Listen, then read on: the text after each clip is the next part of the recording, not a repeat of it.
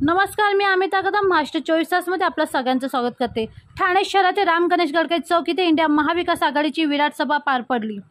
पक्षप्रमुख उद्धव बाळासाहेब ठाकरे यांनी उपस्थित सर्वांचे मार्गदर्शन केले। तसेच उद्धव बाळासाहेब ठाकरे पक्ष राज्यसभा खासदार संजय राऊत, राष्ट्रवादी काँग्रेस शरदचंद्र पवार पक्ष खासदार सुप्रियाताई सुळे, राष्ट्रवादी काँग्रेस शरदचंद्र पवार पक्ष आमदार जितेंद्र आव्हाड, ठाणे शहर जिल्हा अध्यक्ष सुहास देसाई, ठाणे महानगरपालिकेचे माजी नगरसेवक आणि भारतीय राष्ट्रीय काँग्रेसचे महाराष्ट्र प्रदेश सरचिटणीस मनोज शिंदे आणि ठाणे जिल्हा अध्यक्ष विक्रांत चव्हाण यांनी जनतेशी संवाद साधला आणि सर्वांना संबोधित केले। तसेच इंडिया महाविकास आघाडीच्या स्थानिक व मतदारसंघातील सर्व नेत्यांनी, पदाधिकाऱ्यांनी, कार्यकर्त्यांनी, नागरिकांनी सभेस उपस्थित राहून निष्ठावंतांचे हात बळकट केले। अन्यायाविरुद्ध लढण्यासाठी, सत्ताधाऱ्यांच्या अहंकाराचा बिमोड करण्यासाठी आपण सगळे सज्ज झाले पाहिजे, असे भावनिक आवाहन महाविकास आघाडीचे उमेदवार राजन विचारे यांनी उपस्थितांना केले। कसं वेगळ्या प्रकारे खातात जरा विचार, कारण नंतर काय भाव नसणार आहे। आज तुम्ही माझ्या शेतकऱ्याच्या कांद्याला भाव देत नाही, मालाला भाव देत नाही, उद्या ही जनता तुम्हाला भाव देणार नाही, अजिबात देणार नाही। आणि आजच एक पत्रकाराने माझी मुलाखत घेतली, त्याने मला विचारलं काय होणार, किती जागा जिंकली। पण मनगटात तलवार येण्याच्या आधी मन घट्ट असायला पाहिजे। माझं मन घट्ट आहे म्हणून मी यांना गाडायला उभा आहे। मन पाहिजे घट्ट, नाहीतर उपयोग काय। तलवार दिले पण फिरवू का। म्हणजे मी ठाणेकरांचा ऋणी आहे आणि शिवसेना प्रमुखांनी सुद्धा तुम्हाला साष्टांग दंडवत घातला होता तेव्हा, कारण 67-68 साल असेल। पहिला प्रथम विजयाचं माप कोणी जर का शिवसेनेच्या पदरात टाकलं असेल ते माझ्या ठाणेकरांनी टाकले। आणि मला आठवत आहे की 2012च्या महापालिका निवडणुका फेब्रुवारीमध्ये झाल्या। शिवसेना प्रमुखांची तब्येत एकदम काही ठणठणीत नव्हती, पण मला त्यांनी सांगितलं की उद्धव, मला 2 सभा घ्यायच्याच आहेत। म्हटलं कुठे घ्यायच्या? एक शिवाजी पार्कवर तर घ्यायचीच आहे मला, आणि दुसरी म्हणाले माझ्या ठाण्यात मला घ्यायची, मला ठाणेकरांना भेटायचं। हे एवढं इतक्या वर्षाचं नातं। आणि पहिल्या निवडणुकीमध्ये मला आठवत आहे ठाणं तेव्हाचं वेगळं होतं। अगदी तेव्हा आपले पहिले नगराध्यक्ष ठाणेकरांनी निवडून गेले होते। मग सतीश प्रधान, मोदा जोशी, प्रकाश परांजपे सगळी मालिका आपल्याकडे। आणि मी माझ्या माबरोबर ठाणे आज शहर झाले, पण प्रचाराला बैलगाडीतून सुद्धा फिरलेलो आहे। तेव्हा यांना दाढी सुद्धा फुटली नसेल, अक्कलदाढ तर नव्हतीच तेव्हाही नाही आणि आत्ताही नाही आहे। पण काय शेफारले, मला दुःख काय गोष्टीचं होतं की तुम्हाला मी काय दिलं नव्हतं। सगळं जे देता येणं शक्य होतं ते सगळं त्यानं दिलं होतं। आणि जितेंद्र साक्षीदार आहेत, जितेंद्र त्या मंत्रिमंडळात माझे सहकारी मंत्री होते। जितेंद्र, तुम्ही एकदा सांगा की त्यांचं काय कौतुक आपण करत होतो। सगळं दिलं होतं। एक तरी मुख्यमंत्री असा दाखवा की ज्यांनी नगरविकास खातं त्या कोणाला दुसऱ्याला दिलं होतं। मी दिलं होतं, नगरविकास खातं दिलं होतं, त्याच्या आधी MSRDCचं सगळं दिलं होतं। एवढी शेवटी त्यांची भूक वाढली, भस्म्यारोग झाला की त्यांना जे दिलं ते सुद्धा कमी पडायला लागलं। आणि मग जेव्हा माझं ऑपरेशन झालं होतं तर मी शिवसैनिकांवरती विसंबून आज सुद्धा तुमच्याच जोरावरती मी लढतोय, तुमचाच जोरावरती।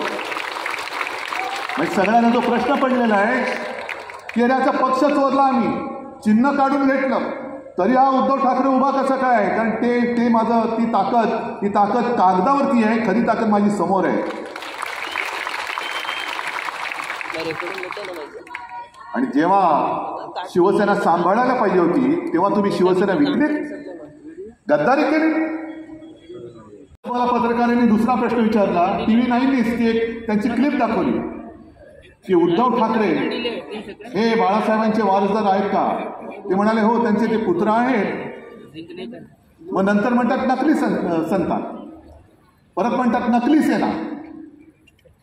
मी कालही बोललो, परवाही बोललो, आजही बोलणार, उद्याही बोलणार। जो कोणी माझ्या शिवसेनेला नकली म्हणेल तो माणूस कोणी असला तरी तो बेअकली आहे, तो बेअकलीच माणूस म्हणायला पाहिजे। कारण स्वतः शिवसेना प्रमुखांनी या माझ्या सोन्यासारख्या शिवसेनेची जबाबदारी स्वतःहून माझ्याकडे दिली. मोदीजी तुमच्या परमिशनची गरज नव्हती आणि नाही, आवश्यकताच नाहीये. पण आज तुमचे जे काही चाललंय बाळासाहेब बाळासाहेब बाळासाहेबांचे माझ्यावरती खूप उपकार आहेत, ते उपकार तुम्ही असे फेडता. तुमची ज्या वेळेला राजकीय क्षितिजावरती हिंदुस्थानच्या ओळख सुद्धा झालेली नव्हती,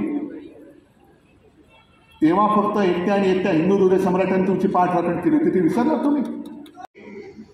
जे पक्ष तुमचा विकणार आहेत त्यांच्या नादी लागू नका. या हिंदुत्वाचा विचार आहे ना, या माझ्यासोबत या भाजपवाले जे अस्सल भाजपवाले आहेत, अस्सल जे संघाचे कार्यकर्ते आहेत, नेऊ आपण आपला हिंदुत्वाचा झेंडा पुढे. आणि हिंदुत्व भाजपच्या हिंदुत्वासारखं नाही आहे. भाजपचं जे हिंदुत्व आहे ते घर पेटवणारं हिंदुत्व आहे, आणि आपलं शिवसेनेचं हिंदुत्व हे घरातली चूल पेटवणारं हिंदुत्व आहे. हा फरक आहे, हा फरक आहे मोठा. चालतच नाही, सगळीकडे फिरतायत, वणवण करतायत. हे असं का झालं? पहिल्यांदा त्यांनी नारा काय दिला, अबकी बार 400 पार. तुम्ही काय बोललात? अबकी बार तडीपार. मग त्याच्यानंतर मध्येच तरी काय काढलं? घराणेशाही. मी उभा राहिलो, मी आहे घराणेशाहीचा पाईक. आता त्या घरामध्ये माझा जन्म झाला. मोदीजी तुमच्या पोटात का दुखतं? मला माझ्या आई वडिलांचा अभिमान आहे आणि मी तयार आहे. माझ्या आधीच्या 7 पिढ्यांचा इतिहास मोदीजी मी सगळ्यांसमोर सांगायला तयार आहे. तुम्ही तुमच्या 7 पिढ्यांचा इतिहास सगळ्यांसमोर सांगा. पण एका बाजूला तुम्ही घराणेशाहीचा उद्धार करता. मगाशी डोंबिवलीला गेलो होतो, तिकडे घराणेशाहीमध्ये त्या गद्दाराच्या पोराला कसं काय उमेदवारी दिली तुम्ही? घराणेशाहीचा तुम्हाला जर का एवढा तिटकार आहे तर गद्दारांची घराणेशाही चालते. मग गद्दारांची घराणेशाही चालत असेल तर शिवसेना प्रमुखांची तर सोडूनच द्या. ज्या व्यक्तींनी महाराष्ट्रामध्ये भारतीय जनता पक्ष वाढवण्यासाठी खस्ता खाल्ल्या, त्या प्रमोद महाजनच्या मुलीला पूनमला तुम्ही मुंबईमध्ये उमेदवारी का नाही दिली? काय गरज होती? का कापलं तिची उमेदवारी? काय तिची चूक काय आहे? तिच्यात कमी काय आहे? हे मोदीजी सांगा ना. तुम्ही उद्या येता ना मुंबईत, सांगा. मी तुम्हाला जाहीर आव्हान देतोय की तुम्ही आमच्या प्रमोदजींच्या मुलीची उमेदवारी का कापली? काय कारण आहे? म्हणजे तुम्ही म्हणाल त्या दिशेने आम्ही जायचं, आणि आता त्यांनी ते घराणेशाहीचं झालं. मग परत सुरू झालं हिंदू मुस्लिम हिंदू मुस्लिम हिंदू मुस्लिम हिंदू मुस्लिम. तुम्ही एक काहीतरी दिशा तर ठरवा. कालपर्यंत तुम्ही मुसलमानांना शिव्या घालत होता. अचानक तुम्हाला साक्षात्कार झाला की मी लहान असताना मुस्लिम कुटुंबासोबत वाढलेलो आहे. आहेत का कोणी मुस्लिम इकडे आलेत? आहेत ना. मी म्हणे ते ताजियाच्या मिरवणुकीत खालून गेलेलो आहे. ईदला आमच्याकडे स्वयंपाक व्हायचा नाही, आमच्याकडे मुस्लिम कुटुंबियांकडनं जेवण यायचं. मग मोदीजी ते जे काही जेवण यायचं त्याच्यामध्ये तुम्ही आज ज्याच्यावरती बंदी घातली ते पण होतं का? ते पण तुम्ही खाल्लेत का? कारण अमित शहा आज बोललेत कुठेतरी की मोदीजींना म्हणजे संपूर्ण देशाचे प्रश्न एका बाजूला, मोदींना तिसऱ्या वेळेला का पंतप्रधान करायचं? तर जे गोहत्या करतील त्यांना आम्ही उलटं टांगून सरळ करू. अरे मग सरळ करायचं तर उलटं कशाला करतं? ते सरळच आहेत ना. गाईबद्दल काय लिहिलेलं आहे हे विचार तुम्हाला मान्य आहेत का? हे मोदीजी तुम्ही उद्या सांगाच. काय लिहिले सावरकरांनी गाईबद्दल? तुम्ही गाईबद्दल का बोलता? महागाईवरती का नाही बोलत? महागाईने सगळे त्रस्त आहेत, जनता आक्रोश करते. पण त्याच्याबद्दल 25 सभा मोदींनी महाराष्ट्रामध्ये घेतल्या, पण या 25 सभेमध्ये मोदींनी महागाईचा मत तरी बोलले नाही? बोलले. मग भीती कसली दाखवत आहे? मुसलमान काय करतील? मुसलमान आलेत ना आमच्यासोबत, आलेत आमच्यासोबत. पण आता भाजपचं कसं झालेलं आहे की एखादं मूल जर रडायला लागलं तर त्याला भूक लागलेली असते म्हणून रडते. नाही, भूकेला अन्न नाही द्यायचं, त्याला भूताची भीती दाखवून झोपवायचं. आता मूल रडते, त्याच्या पोटामध्ये अन्नाचा कण नाही. 10 वर्ष तुम्ही तुमचे सगळे बँक अकाउंट सगळे फुगले, पण त्याच्या पोटामध्ये अन्नाचे 2 घास गेलेले नाहीये. तो भुकेने कळवळतोय, भुकेने रडतोय, भुकेने रडतोय. बघ भूत येईल. हे काय, कोणता हा देश आहे? कोणत्या देशात आपण राहतो? साधी गोष्ट आहे. तरी बरं झालं तुषारजी, तुम्ही आज आमच्या व्यासपीठावरती आला, मी तुमचं स्वागत करतोय. कारण मी जे बोलतोय तुमच्या समोर बोलतो, चूक असेल तर तुम्ही इथेच सांगा मी चूक बोलतोय. तुम्ही आज किती वर्ष महाराष्ट्रात राहतात मला माहिती नाही, पण जे मी बोलतोय तळमळीने, उद्या इंडिया आघाडीचं सरकार आल्यानंतर गुजरातचं जे हक्काचं असेल ते आम्ही देऊच. गुजरातबद्दल माझ्या मनात आकस नाही, गुजरात सुद्धा माझाच आहे. पण मोदीजी, तुम्ही माझ्या महाराष्ट्राच्या तोंडातला घास काढून जो गुजरातला देताय तो मी कदापि सहन करणार नाही, हे मी तुम्हाला काही करेक्ट सांगतोय. अडवलं गो बॅक, जा महाराष्ट्रातनं जसे उद्योगधंदे नेले ना, हे खेतं सुद्धा घेऊन जा. आमची नेले तर ना 40 जण, ते सुद्धा घेऊन जा सुरतेला, हे सुद्धा घेऊन जा घेऊन. हॅलो, सगळं गुजरातला आणि गुजरात आणि संपूर्ण देशामध्ये मोदीजी तुम्ही भिंत उभी करताय. ही भिंत हे पंतप्रधानाचं काम नाहीये, तुम्ही देशाचे पंतप्रधान. आज शरम एका गोष्टीची वाटते की काल माझी सुद्धा सभा नाशिकला होती, दुसऱ्या बाजूला मोदींची सभा होती. मुंबईमध्ये त्यांचा जो रोड शो झाला, त्या रोड शो मध्ये त्याच्या 2 दिवस आधी ती जी दुर्घटना घडली होती, ते मोठं होर्डिंग पडलं होतं, त्याच्या खाली अजूनही माणसं अडकलेत असं म्हणतात, बचाव कार्य अजूनही सुरू आहे. त्याच भागामध्ये थोडेसे 2 गल्ल्या सोडून मोदीजी तुम्ही कसला तमाशा केला, कोणाला तुम्ही शो केला, कसला शो केला, तुमच्या अहंकाराचा शो केला. एवढी निर्दयता तुमच्यात आली कुठून?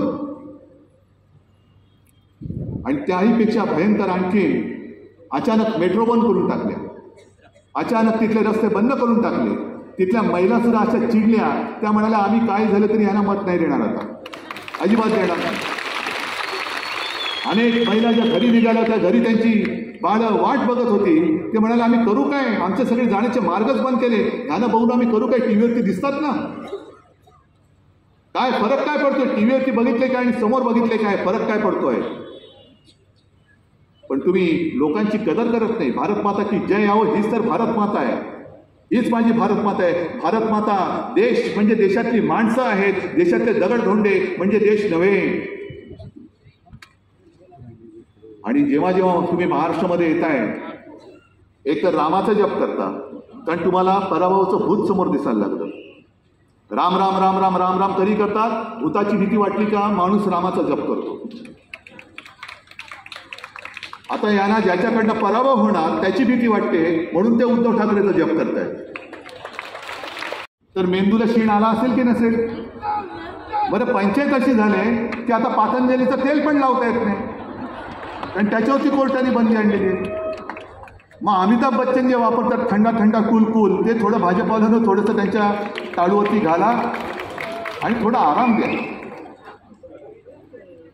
हे शिवसेना म्हणे काँग्रेसमध्ये विलीन होणार, तुम्हाला कोणी सांगितलं? आम्ही 25-30 वर्ष भाजपासोबत राहिलो, काय भाजपामध्ये विलीन झालो? पवार साहेब जे बोलले ते पवार साहेबांचा तो जो काही उल्लेख होता तो त्यांनी त्यांच्या विचाराने वेगळ्या यांनी केला होता. सगळे छोटे प्रादेशिक पक्ष.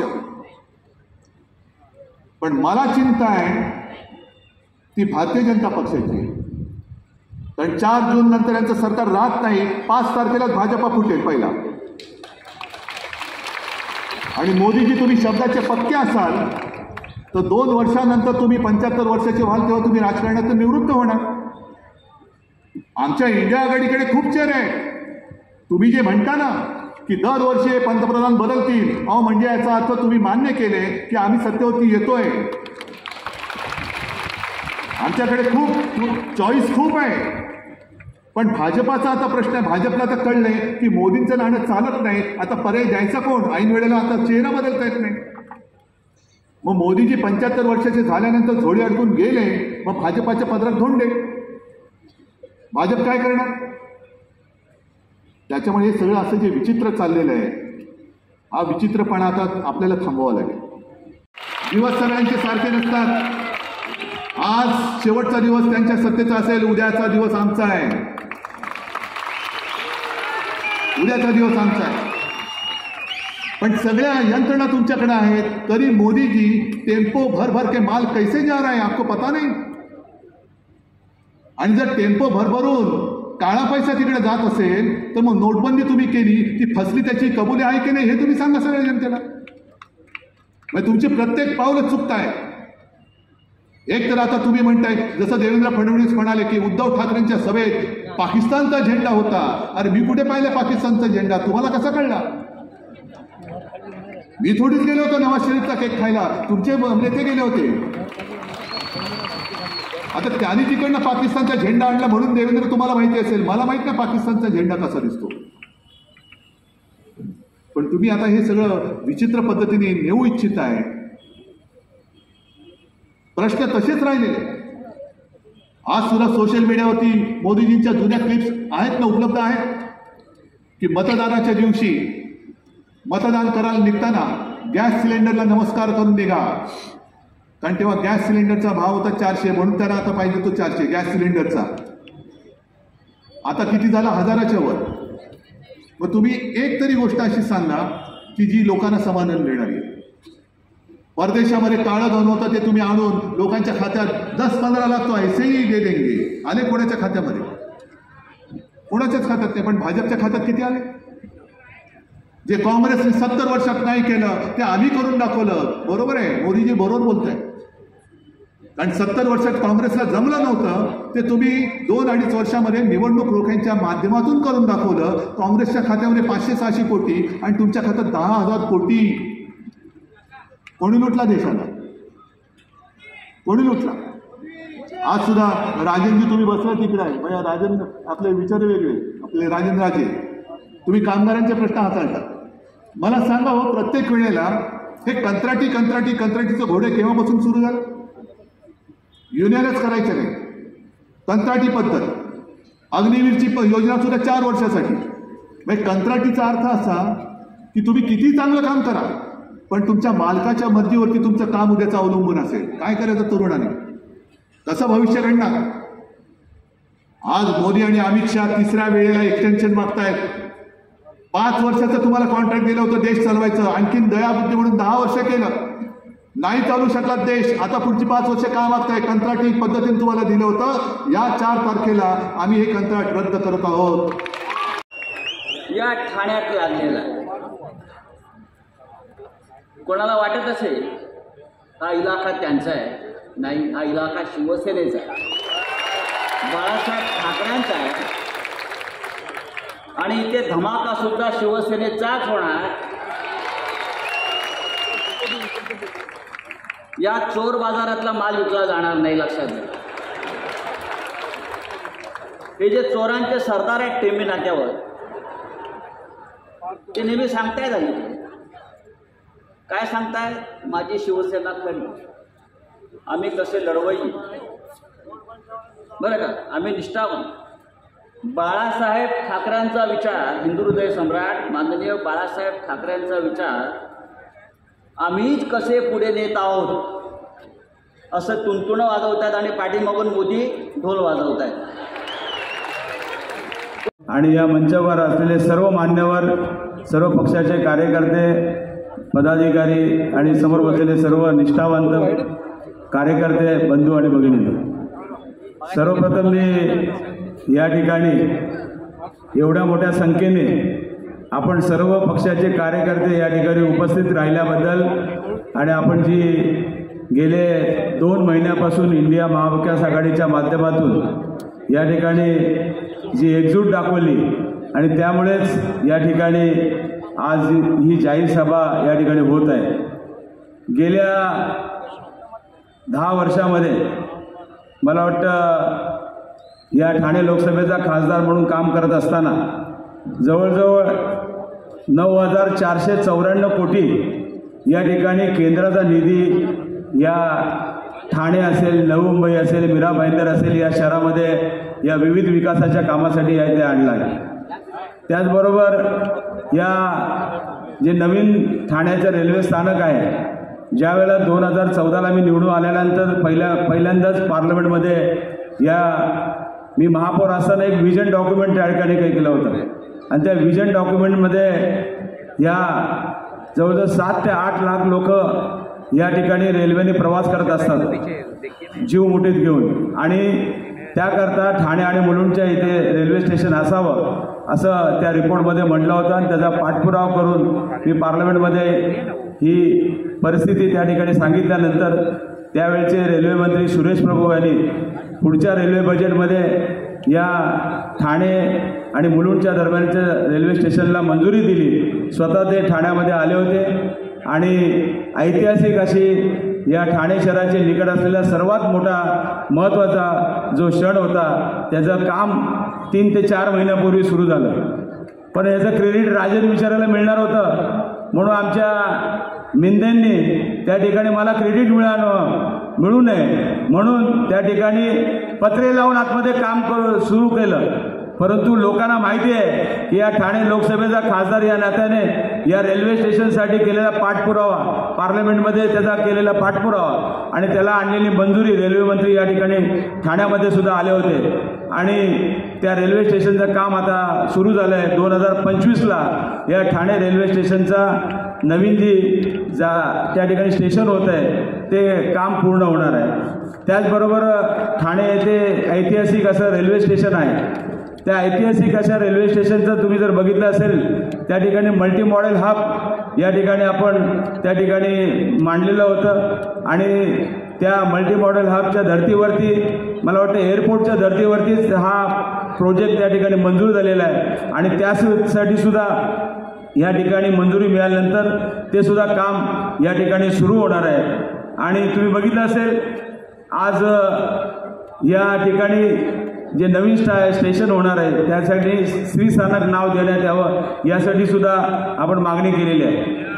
स्मार्ट सिटी अंतर्गत या ठाणे शहरामध्ये विविध योजनांतर्गत मला वाटतं या ठिकाणी स्मार्ट सिटीच्या यादीमध्ये ठाणे शहर यावं यासाठी 3 वर्ष सातत्याने प्रयत्न केले असता या ठिकाणी 4थ्या वर्षी या ठाणे शहराचा स्मार्ट सिटीमध्ये मान्यता मिळाली 2016ला आणि आज या अंतर्गत त्या ठिकाणी ठाणे रेल्वे स्टेशन स्थानक सॅटिस 2 आणि तलावांचं संवर्धन या ठिकाणी यासाठी निधी मिळाला. हे करत असताना सॅटिस 2मध्ये कोपरी येथे आपण मागणी केली होती आणि 260 कोटीला त्यासुद्धा मान्यता मिळाल्यानंतर त्या ठिकाणी ठाणे स्टेशन ते गुरुद्वारा या ठिकाणी फ्लायओव्हरचं काम सुरू झालेलं आहे आणि येत्या काही दिवसामध्ये ते पूर्ण होणार आहे. त्याचबरोबर या तुम्हाला माहितीच असेल की ठाणे शहर एक तलावांचं शहर आहे. या तलावांच्या शहरामध्ये या ठिकाणी सिंगापूरच्या धर्तीवरती लेक सिटी असा जागतिक दर्जा या ठिकाणी 1 फेजमध्ये आपण कामसुद्धा त्याचं पूर्ण केलं आणि ते करत असताना दुसऱ्या फेजमध्ये त्या ठिकाणी या विकास निधी त्या ठिकाणी मंजूर केल्यानंतर जाणून बुजून त्या ठिकाणी काम थांबवलं गेलं. अशा तुम्ही लोकांना या ठिकाणी तुम्ही निवडून देणार आहेत का हा सुद्धा प्रश्न आपल्यासमोर आपण मांडतो. त्याचबरोबर दिघा स्टेशन माझ्या आयुष्यातला सर्वात मोठा असा क्षण असेल की या दिघा स्टेशन येत आहेत की त्यांच्यावरती कुठलाही गुन्हा नाही. नोटीस काय म्हणते, ज्या अर्थी माझी खात्री झाली म्हणजे कॉन्स्टिट्यूशनपेक्षा मोठा आहे हा माणूस. मुंब्रा पोलीस ठाणे हद्दीत 20/5/2024 रोजी लोकसभेची सार्वत्रिक निवडणूक होणार आहे.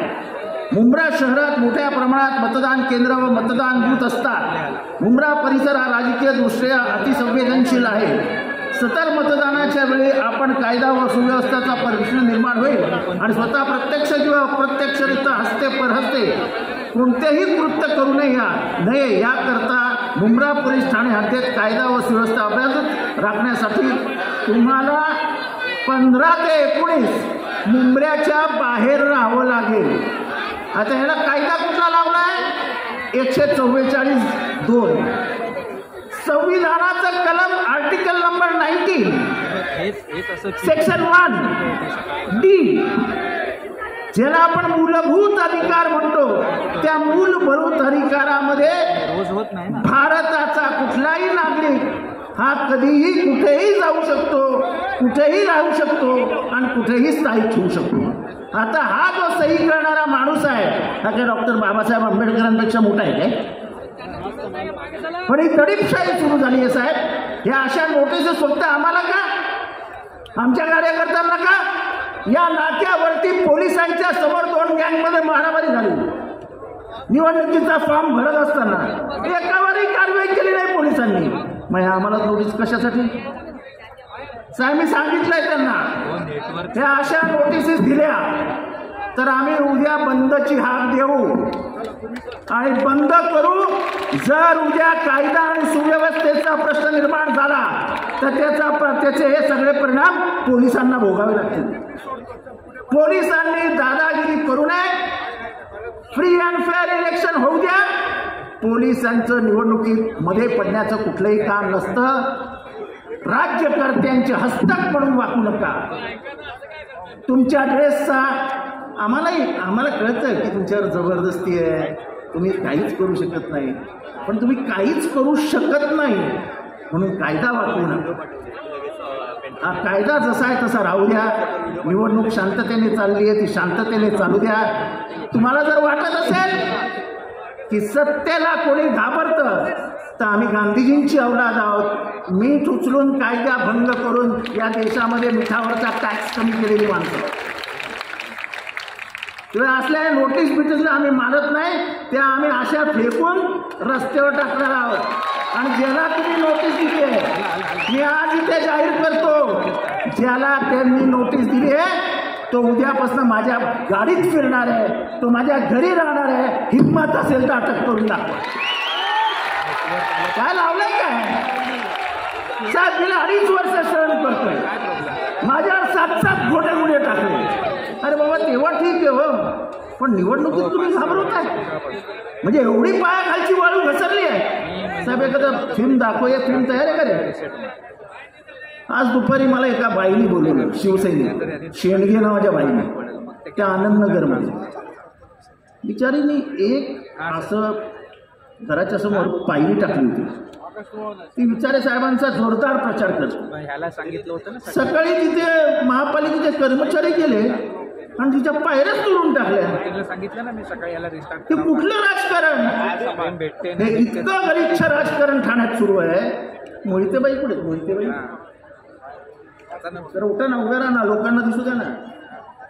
उठ्या ना, उभा मी सांगतो उभ्या राहा.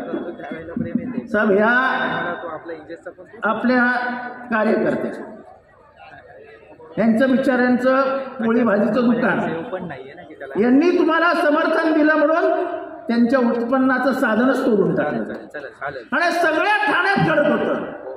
मावडीची एवढीच विनंती आहे लोकांना, जर ते कायदा हातात घेणार असतील तर आपल्यालाही कायदा हातात घ्यावा लागेल. आणि म्हणूनच त्यांना संविधान काढायचं आहे. या संविधानातले सगळे कायदे हे लोकांच्या हक्कांसाठी आहे. म्हणूनच त्यांना लोकशाही काढून टाकायची आहे. कारण का आपल्या देशातली संसदीय प्रणाली ही प्रत्येक राज्याला दिल्लीत पाठवून दिल्लीत देशाचा कारभार पाहण्याचा अधिकार देते. त्यांना सगळ्यांना दिल्लीत जाऊ द्यायचं नाही आहे. त्यांना फक्त एका माणसाला दिल्लीत बसून कारभार चालवायचा आहे, तो आम्हाला मान्य नाही. आम्हाला एक अधिकारशाही मान्य नाही. आम्हाला लोकशाही हवी म्हणजे हवीच. तेव्हा हे जे मतदान आहे, पेट्रोल वाढलं कमी करू, गॅस किती आहे 1100 ना 500ला देणार आहोत आम्ही. 500ला सगळ्या महिलांनी टाळ्या वाजवा. 500ला आम्ही देणार आहोत. पहिल्या 30 लाख नोकऱ्या देणार आहोत. प्रत्येक महिलेला जिच्याकडे पिवळं रेशन कार्ड आहे तिला 1 लाख रुपये वर्षाला देणार आहोत. हे सगळं देऊच, पण ही लढाई आहे ते तुमचं संविधान काढणार आहे. आपलं संविधान गेलं तर आपलं स्वातंत्र्य जाईल. ज्या संविधानाने माझ्यासारख्या मागासवर्गीयाला अधिकार दिले, अनेक ओबीसी बीसी ईसी यांना प्रगतीची दारं, ओबीसीचा रिझर्वेशनचा निर्णय ते होऊ देत नाही. महाराष्ट्रामध्ये आणि अजून बऱ्याच राज्यामध्ये आपण बघताय की स्थानिक स्वराज्याची निवडणुका त्या ठिकाणी पार पडत नाही. मुलांचं इंजिनिअरिंग कॉलेज असेल, मेडिकल कॉलेज असेल, या ठिकाणीची रिझर्वेशन्समुळे त्यांना त्या ठिकाणी शिक्षणामध्ये अडचण निर्माण झालेली आहे. केंद्रामध्ये येण्याच्या आधी या मोदी सरकारने आणि भाजपाने या देशाला बरेच वायदे आणि वचनं दिली होती. काय म्हणायचे त्यावेळी की डॉलर 55 रुपये झालेले आहेत, 57 रुपये झालेले आहेत. आज डॉलर 85 रुपये झालेले आहेत. त्यावेळी गॅस 400 रुपये होते तर हे ओढत होते. आज गॅस 1100 रुपये झाले. पेट्रोल 50-60 रुपये होता, आज 100 रुपयेच्या पलीकडे गेलेला आहे. शेतकऱ्यांच्या एकही मुद्द्याला त्यांनी हात लावला नाही, मदतीचा हात पुढे केलेला नाही, MSPचा विषय त्यांनी पूर्ण केलेला नाही. बेरोजगारीच्या अंकावर आज भारतवर्ष सर्वात पुढे आहे. बेरोजगारी, अनएम्प्लॉयमेंट, वुमन्स ॲट्रॉसिटी, महिलांवरती अत्याचार, कोणत्याही मुद्द्यावरती या सरकार खरी उतरलेली नाही. त्यांनी एक मात्र नक्की काम केलं की त्यांच्या मित्रांना त्यांनी मोठं केलं. या देशातली संपत्ती त्यांनी विकली. काँग्रेसने 70 वर्षात काय केलं तर काँग्रेसने जी या देशासाठी जी संपत्ती बनवली होती ते विकण्याचं काम नक्कीच त्यांनी या ठिकाणी केलेलं आहे. आणि ते कोणाला विकलं आहे ते माझ्यापेक्षा तुम्हाला सर्वांना त्याची गोष्टीची जाणीव आहे. आज त्यांच्यावरच आरोप करावे लागलेत, सांगायला लागलेत. आरोप काय तर सत्य सांगायला लागलेत की काँग्रेसला टेम्पो भरून पैसे हे देत आहे. एका बाजूला तुम्ही डिमॉनिटायझेशन केलं होतं आणि डिमॉनिटायझेशन करत असताना आपण काय सांगितलं, या देशाचा भ्रष्टाचार संपवायचा आहे, या देशाचा उग्रवाद संपवायचा आहे, टेररिझम संपवायचं आहे. आपण ना टेररिझम संपवू शकलेत, आपण ना भ्रष्टाचार संपवू शकलेत. आज स्वतःच्या तोंडातनं आपण ते कमिटमेंट ॲक्सेप्टन्स केलं आहे की अडाणी अंबानीने हजारो कोटी रुपये काँग्रेसला दिली. हे जर तुम्ही म्हणत असतील तर याचा अर्थ तुम्ही दिलेलं वचन आणि तुम्ही केलेलं भाष्य हे अत्यंत चुकीचं होतं आणि खोटारडा होता की या देशातला आम्ही भ्रष्टाचार संपवला आहे. आज अडाणी अंबानीचा आपण इन्क्वायरी करावं, ED पाठवावी, इन्कम टॅक्स पाठवावं, पण ते आपण करणार नाही कारण तुमचा त्यांच्याबरोबरचा साठा लोटा आहे. मित्रांनो, मोदी सरकारने ज्याच्या वेळी निवडणुका येतात, निवडणुकीच्या आधी 5 वर्ष ते म्हणतात, 4 दिवस आधी वाराणसीमध्ये त्यांनी इंटरव्ह्यू देत असताना हे म्हटले की मी ज्या गावात राहत होतो, ज्या शहरात राहत होतो, माझ्या आजूबाजूचा सगळं मुस्लिम समाज होता. मी मुस्लिम समाजाला माझ्याकडनं लांब कसा करू शकतो हे विचारसुद्धा मी करू शकत नाही.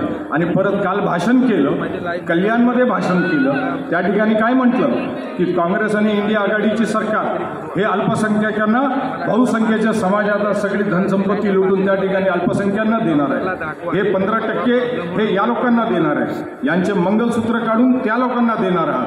इंडिया आघाडीचं मॅनिफेस्टो, काँग्रेसचं मॅनिफेस्टो हे मुस्लिम लीगचं मॅनिफेस्टो आहे. एखाद्या देशाच्या पंतप्रधानाने या देशामध्ये मागील 70 वर्षामध्ये कधीही ही पाटली घातली नसेल जी नरेंद्र मोदींनी घातली.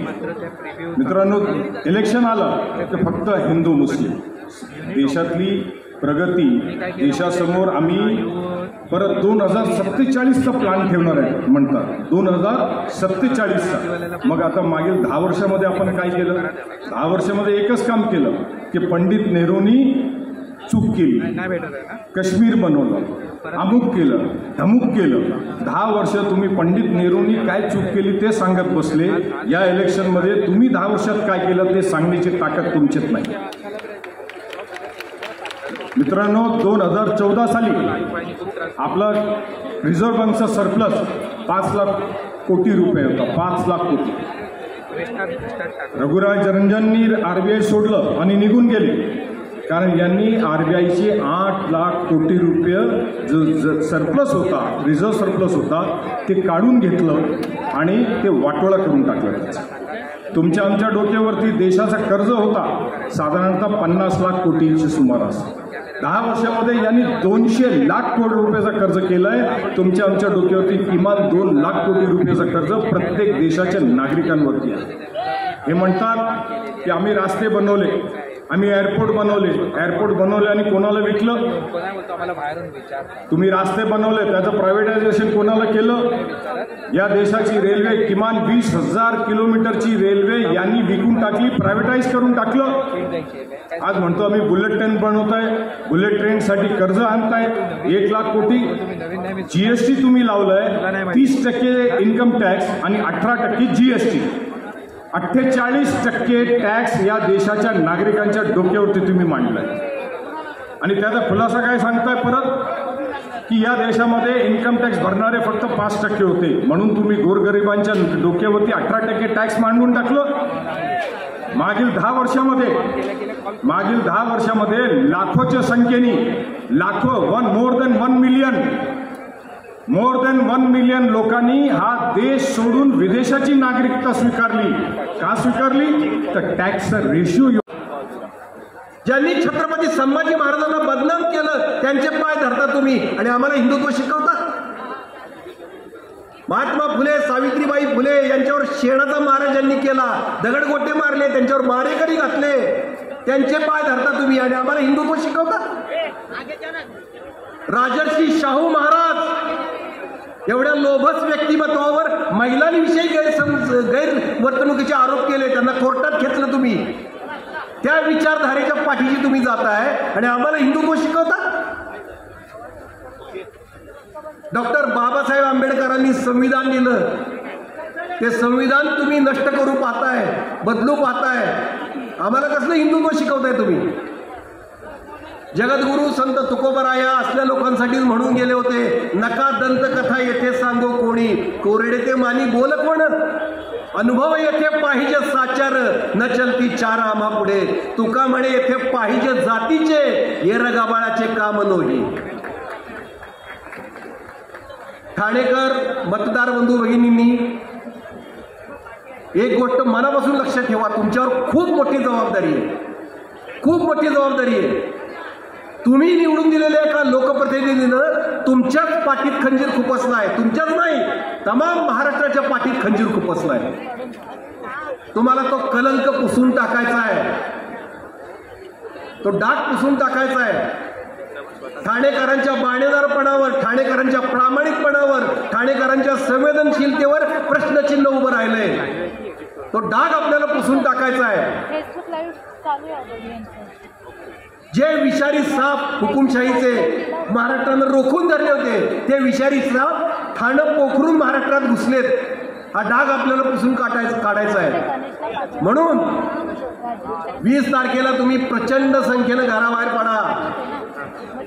राजन विचारेंचं नाव बघा, मशालीचं चिन्ह बघा आणि बटन दाबा. तुमचं एक मत खूप मोठी क्रांती करू शकतं, तुमचं एक मत इतिहास घडवू शकतं. ठाण्याची फार मोठी जबाबदारी आहे. विसरू नका ती रात्र, विसरू नका जेव्हा एक गद्दार सुरतला पळून चालले होते. सगळा महाराष्ट्र थक्क होऊन टीव्ही बघत होता, आवाज झाला ना महाराष्ट्र सगळा. तिथून ते गुवाहाटीला गेले, लपून बसले. ती रात्र कधी विसरू नका, विसरू नका ती रात्र जेव्हा उद्धवजी ठाकरेंनी एका क्षणात राजीनामा दिला आणि मानानं सन्मानानं वर्षा बंगला सोडला.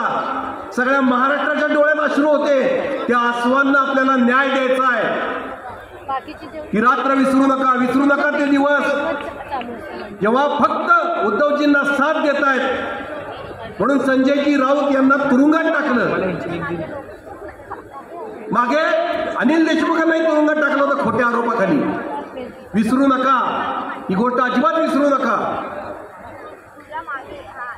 खूप अन्याय झालाय, खूप अत्याचार झालाय, महागाई, बेरोजगारी तर विसरूच नका. मणिपूरला 2 भगिनींची विवस्त्र धिंड काढली, ते तर विसरूच नका. आपल्या मेडल मिळवलेल्या 7 कुस्तीगीर महिलांना न्याय मिळाला नाही, तेही विसरू नका. काही विसरू नका. त्यांना सांगा सब याद रखा जाएगा, सब कुछ याद रखा जाएगा.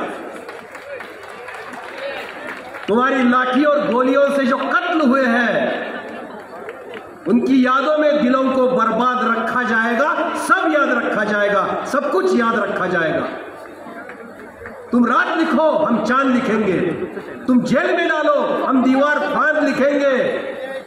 तुम एफआईआर लिखो, हम है तैयार लिखेंगे. तुम अदालतों से चुटकुले लिखो, हम दीवारों पे इंसाफ लिखेंगे. अंधे भी पढ़ ले, इतना साफ लिखेंगे. बहरे भी सुन ले, इतनी जोर से बोलेंगे. तुम जमीन पे जुल्म लिखो, हम आसमान पे इंकलाब लिखेंगे. तुम काला कमल लिखो, तुम काला कमल लिखो. आग उबलती हुई मशाल लिखा जाएगा, सब याद रखा जाएगा, सब कुछ याद रखा जाएगा. येत्या 20 तारखेला आपल्या निष्ठावान, कर्तृत्ववान, चारित्र्यवान राजनजी विचारे यांना भरभरून मतं द्या. भरघोस मतांनी त्यांना निवडून आणा. ही आपली जबाबदारी आहे, हे आपलं कर्तव्य आहे, हे विसरू नका. जय शिवराय, जय भीम, जय हिंद, जय महाराष्ट्र. त्यानंतर मी व्यासपीठावर येण्यासाठी काँग्रेसचे ज्येष्ठ नेते सुरेशभाई ठाणेकर यांनी व्यासपीठावरती यावं, सुखदेव घोलप, मोहन तिवारी, JB यादव, प्रवक्ते सचिन शिंदे, राहुल पिंगळे यांनी व्यासपीठावरती यावं आपल्या, आणि उपजिल्हाप्रमुख शिवसेना उद्धव बाळासाहेब ठाकरे, कृष्णकुमार कोळी यांनी व्यासपीठावरती यावं, आणि यानंतर माजी आमदार आणि काँग्रेसचे स्टार प्रचारक सन्माननीय मुझफ्फरजी हुसेनभाई यांना विनंती करतो की त्यांनी आपल्याला संबोधित करावे.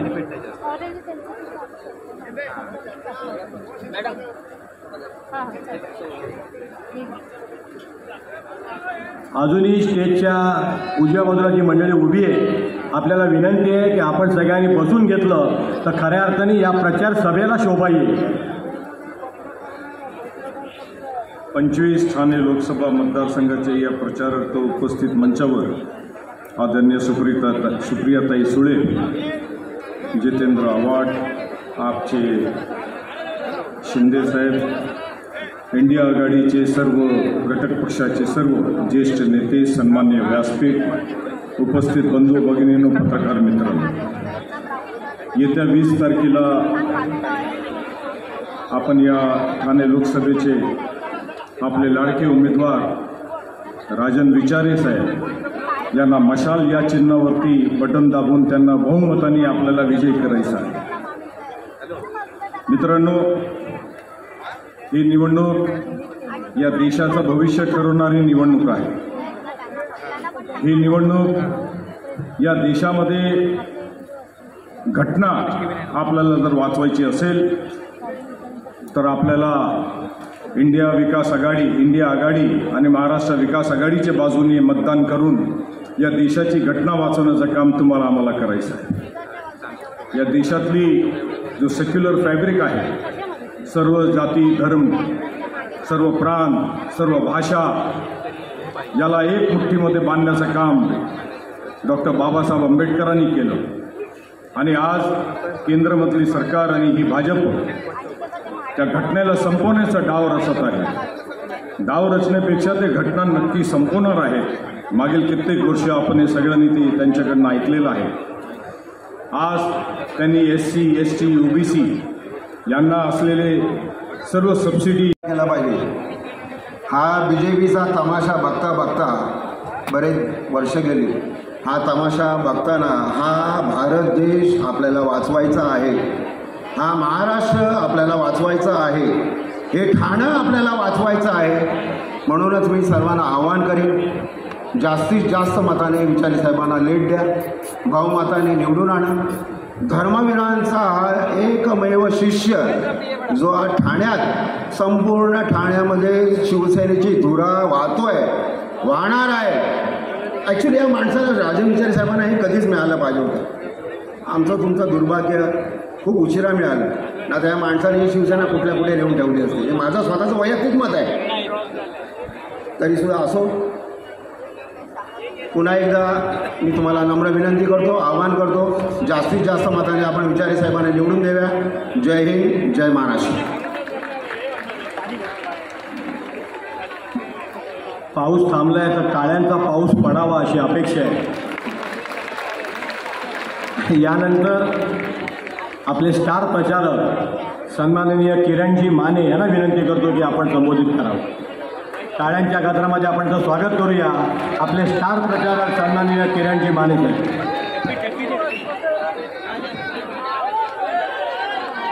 विचारमंचावरील जितेंद्र आव्हाड साहेब,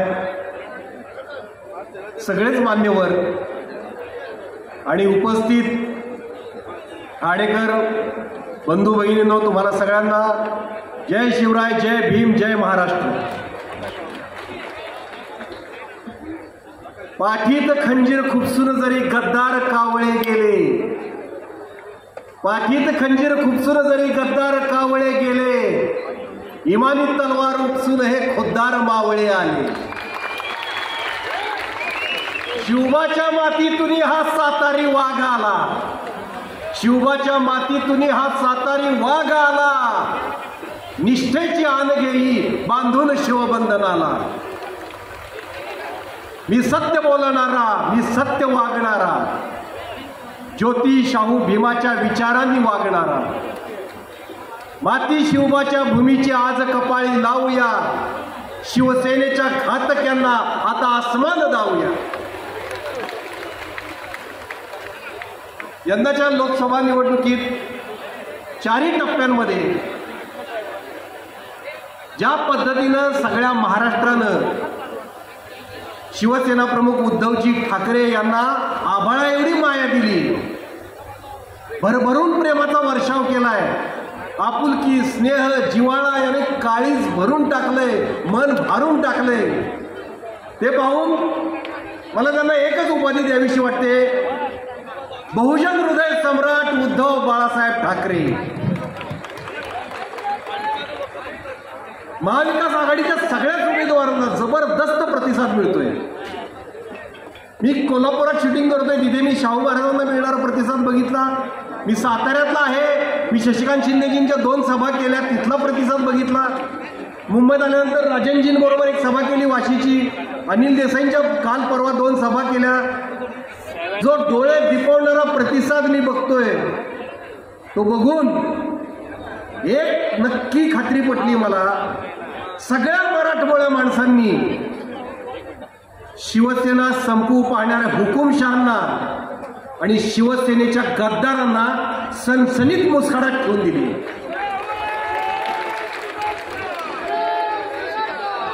अहो, या 4 टप्प्यांमध्ये रंगा बिल्ला अनाजी पंतांना पळता भुई थोडी झाली. आपला और रुकवानेवाले विश्वगुरू आहेत, त्यांच्या तोंडाला फेस आलाय भाषणं करून करून. त्यांना कळत झालं मी काल काय बोलत होतो, आज काय बोलतोय, काही बरडायला लागलेत ते.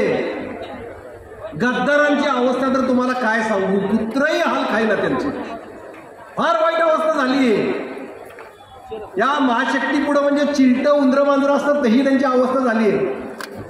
आमच्याकडे गावाकडे साताऱ्याकडे बागायतदाराच्या जमीनदाराच्या लग्नात वाजंत्री असतात कमानी पुढे उभी राहिलेली, तशी अवस्था या गद्दारांची झाली. म्हणजे जमीनदाराचे पाहुणे आले, वाजव रे म्हणलं की वाजवायचं बँड, पाहुणे गेले की बंद करे, बंद कर म्हणलं की बंद करायचं. अहो, पंक्तीत जेवायला पण मिळत नाही त्यांना.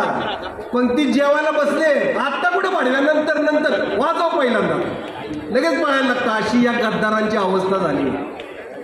कारण मी प्रत्येक सभेत एक गोष्ट सांगतो की शिवसेना हे नाव चोरायला फार काय लागत नाही, 3 गोष्टी लागतात: निर्लज्जपणा, कपटीपणा आणि कृतज्ञपणा.